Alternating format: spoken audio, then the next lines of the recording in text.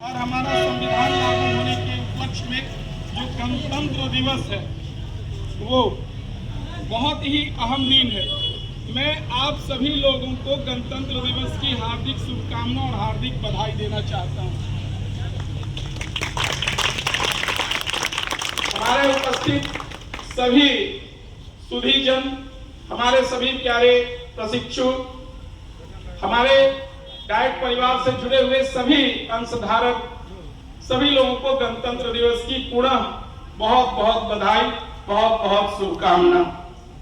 संविधान जिस तरह किसी भाषा को नियंत्रित और उसको विधिवत करने के लिए व्याकरण की आवश्यकता होती है, उसी तरह किसी भी व्यवस्था को चलाने के लिए एक विधान की आवश्यकता होती है, एक नियम की आवश्यकता होती है। हमारे अपने जीवन को भी चलाने के लिए एक नियम, एक अज्ञात नियम जो लिखित हो या अलिखित हो, हम लोगों को अपने जीवन को आगे बढ़ाने के लिए कुछ न कुछ सोचना पड़ता है, कुछ न कुछ एक नियम बनाना पड़ता है। हम इतने बजे उठेंगे, इतनी देर पर ये काम करेंगे, ये सारी चीज। तो देश इतनी बड़ी चीजों के लिए संविधान की आवश्यकता क्यों है, इसमें बहुत ज्यादा बताने की आवश्यकता नहीं है। पुराने जमाने में जो सबसे पहली बार कहा जाता है कि बेबीलोनिया के साम्राज्य में हम्मुराबी नामक राजा ने सबसे पहले उस समय उस जगह के प्रचलित सभी विधानों का अध्ययन करके उसका एक कोड बना दिया, और उसके बाद एक, जैसा कि इतिहास बताता है हम लोग को, कि एक नियम पद्धति से चला। और हमारे पुराने जमाने में भी ये बड़े दुर्भाग्य की बात है कि सिंधु घाटी सभ्यता, जो हमारी सभ्यता का प्रतिम ऊंचाई है, उस जगह का बहुत सारी चीजें, विशेषकर साहित्य कला का ज्ञान हम लोगों को कम मिल पाया है। लेकिन यह तय है कि बिना संवैधानिक व्यवस्था के उतनी अच्छी और उतनी उन्नत व्यवस्था कदापि नहीं हो सकती। फिर 1000 साल बाद आर्यों का आगमन और लगातार कई तरह के विधि विधान का निर्माण, चाहे वो धर्मशास्त्र के माध्यम से हो, नीति निर्माण के माध्यम से हो, और फिर आप लोगों ने जैसा देखा कि आगे आने वाले में जो 16 जनपद में भारत बटा, और फिर उसके बाद मगध साम्राज्य का अभ्युदय, और फिर आप लोग जानते हैं कि मौर्य साम्राज्य, और आज तक का भारत का जो सबसे बड़ा साम्राज्य है वो मौर्य साम्राज्य है। और अखंड भारत की जो कल्पना की जाती है वो सारा कुछ मौर्य साम्राज्य में सीमित है। देश काल परिस्थितियां एक जैसी नहीं रहती है, समय हमेशा परिवर्तनशील है, और इन चीजों को हम और आप चाह कर भी नहीं रोक सकते हैं। समय का गति, समय की यति, समय का लय, समय का ताल कोई नहीं रोक पाया है। बस उसके बाद कई साम्राज्य आए, कई साम्राज्य धाराशाही हो गए, और फिर अंततः आए अंग्रेज। सुशील घुमा दो इधर, उन्होंने सबसे पहले पलासी का युद्ध, जो युद्ध कम, हमको तो पलासी का षड्यंत्र कहना चाहिए उसको, इसमें युद्ध तो हुआ ही नहीं। और जो निर्णायक युद्ध था वो बक्सर का युद्ध कब हुआ था? 64 में। और वही निर्णायक युद्ध था जो कि अंग्रेजों के अधीन हम लोग चले गए। बहुत सारी चीजें हैं, हर एक घटना, हर एक चीजों के पीछे कुछ अच्छाइयां होती है और कुछ संकट भी होती है। 1773 बस वही से आज के संविधान की नींव पर है। हालांकि वही एकमात्र आधारशिला नहीं है, हमारे अपने भी देश की संस्कृति है, हमारी अपने देश की सभ्यता है, हमारे देश का भी अनेक नीति निर्माण है। और धीरे धीरे बढ़ते बढ़ते 1857 जो एक महत्वपूर्ण, जिसके 1857 की क्रांति हुई, और जिसके कारण की ये ईस्ट इंडिया कंपनी की सत्ता पूरी तरह से महारानी के सत्ता के अंतर्गत चली गई। और अभी का जो संविधान है, अधिकांश संविधान भारतीय संविधान अधिनियम 1935, बस। और उसके बाद हमारे जो मानव कहिए, जो स्वतंत्रता सेनानी, जो समाज सेवी तात्कालिक रूप से थे, और एक संविधान सभा का गठन हुआ और उसके द्वारा जो संविधान का निर्माण हुआ। ये एक बहुत बड़ी अप्रत्याशित घटना है। और जैसा कि आप लोग जानते हैं कि भारत का संविधान विश्व का सबसे बड़ा संविधान, लिखित संविधान। Yes sir. निश्चित रूप से इसको आपको पढ़ना चाहिए, इसका अध्ययन करना चाहिए। और एक चीज हमेशा याद रखिए कि कोई भी देश, कोई भी परिवार आगे तब बढ़ सकता है जब उसका पहले सांस्कृतिक विकास होगा। आर्थिक विकास, राजनीतिक विकास से भी ज्यादा जरूरी है सांस्कृतिक विकास।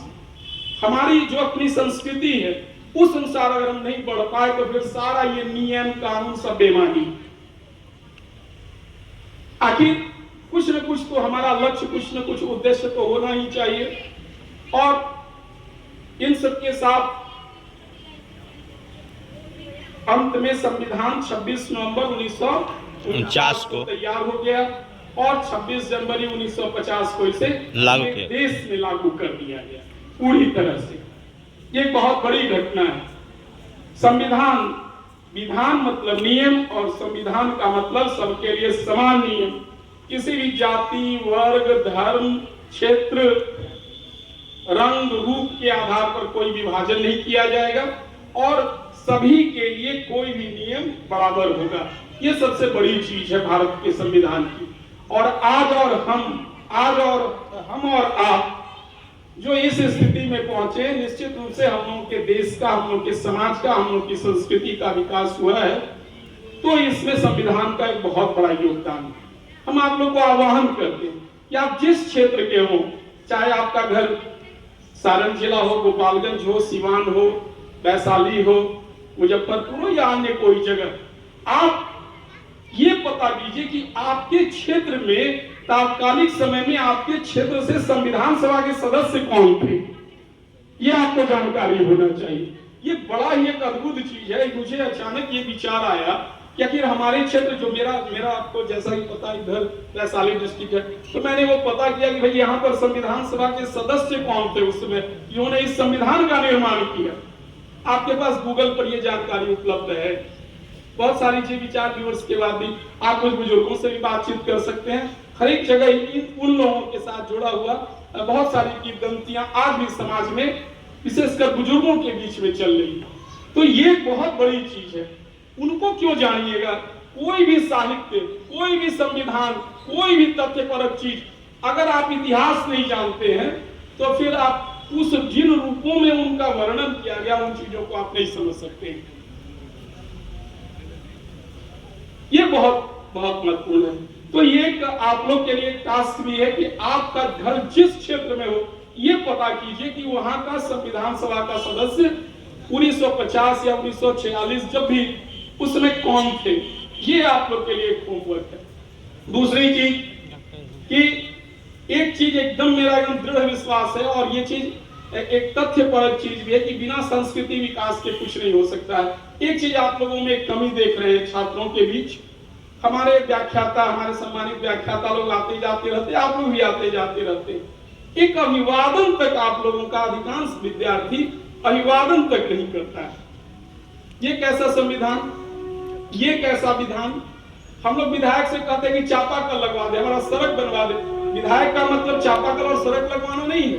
विधायक का मतलब है विधान का निर्माण करना, वो नियम नीति का निर्माण करना जिससे कि हमारे पूरे समाज का कल्याण हो सके। बहुत सारी प्रवृत्तियां हैं, सब कुछ प्रवृत्तियां पॉजिटिव नहीं कही जा सकती है। लोकतंत्र में एक नई प्रवृत्तियां चल गई है कि लगातार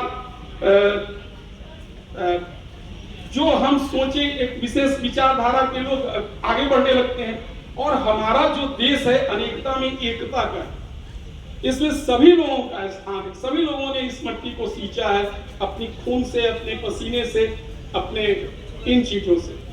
तो बस बहुत सारी चीजें आज के दिन में हम संकल्प लेंगे, देश के संविधान की रक्षा करेंगे, देश के संविधान का पालन करेंगे और अपने लिए भी एक संविधान का निर्माण करेंगे। अपनी सभ्यता, अपनी संस्कृति के अनुरूप एक संविधान का, एक विधान का निर्माण करेंगे और उस पर चलने का प्रयास करेंगे। आप लोग भावी शिक्षक हैं, शिक्षक पर बहुत बड़ा भार है। हलवाई एक दिन या 2 दिन में एक हलवा एक मिठाई का निर्माण कर लेता है। हम लोगों के पास बहुत लंबा समय होता है, 10 साल में मैट्रिक परीक्षा, और अब तो 10वीं परीक्षा भी बंद हो रही है।